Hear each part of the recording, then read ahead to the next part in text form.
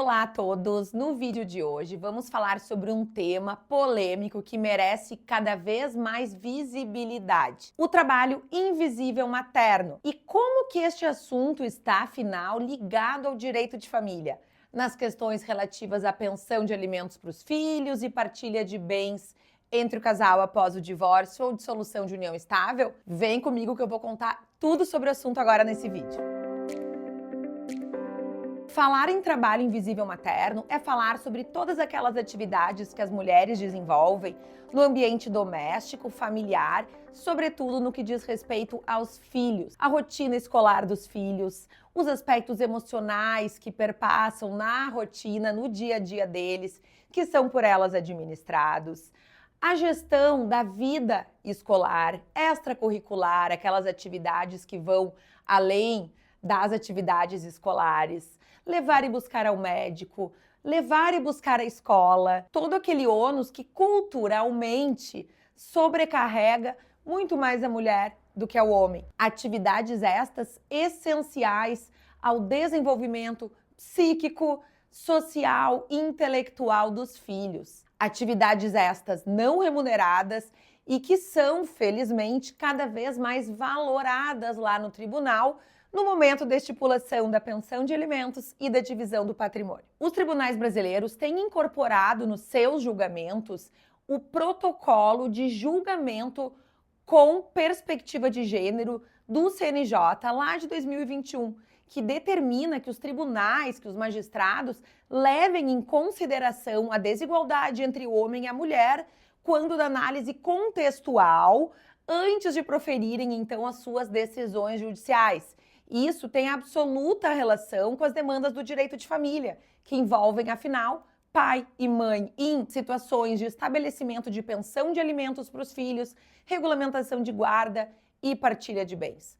O protocolo ele traz diretrizes que devem ser analisadas em todo e qualquer contexto que envolve, então, o homem e a mulher. Essas diretrizes elas são trazidas pelo protocolo de modo que se considere, ao fim e ao cabo, todo o nosso histórico cultural, o nosso histórico social, todos os direitos que as mulheres há muitos anos vêm batalhando para poder, então, exercer, mas que ainda estão longe de atingir essa igualdade tão almejada. Deve ser analisado, nestes contextos de pensão de alimentos, o trabalho invisível materno.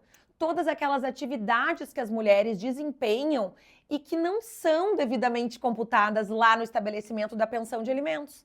Da mesma forma, a mulher sobrecarregada com o passar do tempo se dá conta que a pensão de alimentos não está sendo satisfatória, porque ela está tendo que reduzir muito as suas atividades profissionais, não está conseguindo se desenvolver em virtude dos cuidados com os filhos. E o protocolo autoriza justamente, à luz de todo o contexto fático, naturalmente, que essa pensão de alimentos seja majorada, para que se atinja, a partir daí, um equilíbrio muito maior entre alimentante e mulher.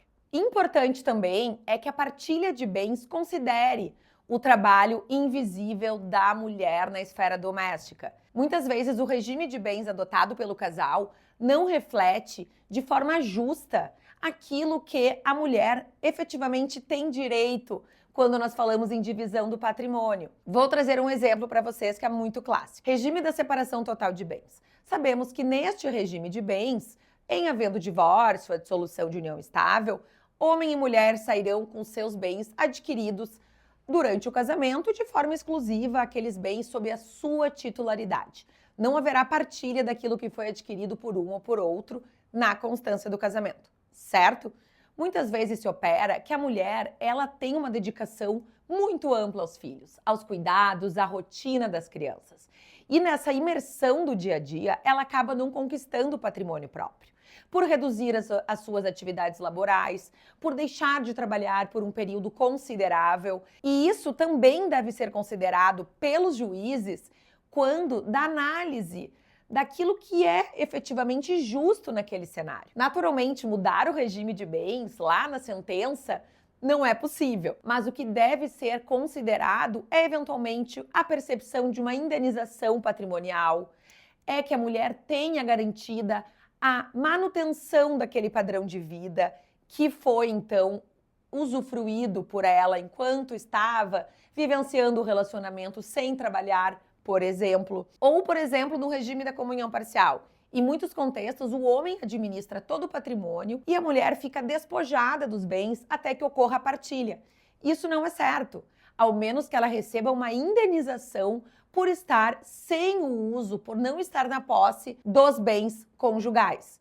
Há várias nuances que podem e devem ser analisadas à luz da aplicação do protocolo de julgamento sob a perspectiva de gênero que considera o trabalho invisível materno. Os bons advogados de direito de família conhecem a importância deste conceito do trabalho invisível materno e de trazer essa realidade lá no contexto da construção de um acordo, por exemplo, e também de uma inicial, de uma contestação numa situação litigiosa, naturalmente. E se apropriar destes conceitos, fazer com que os clientes entendam, que vocês que estão assistindo também, que não são da área do direito, muitos de vocês consigam entender, isso é fundamental para a construção de acordos justos, de acordos que reflitam aquilo que realmente aconteceu e que tragam, então, aquele desfecho de uma forma harmoniosa, de uma forma equilibrada e que garanta a felicidade de todos ali que estão envolvidos, sobretudo para os filhos, que são aqueles diretamente afetados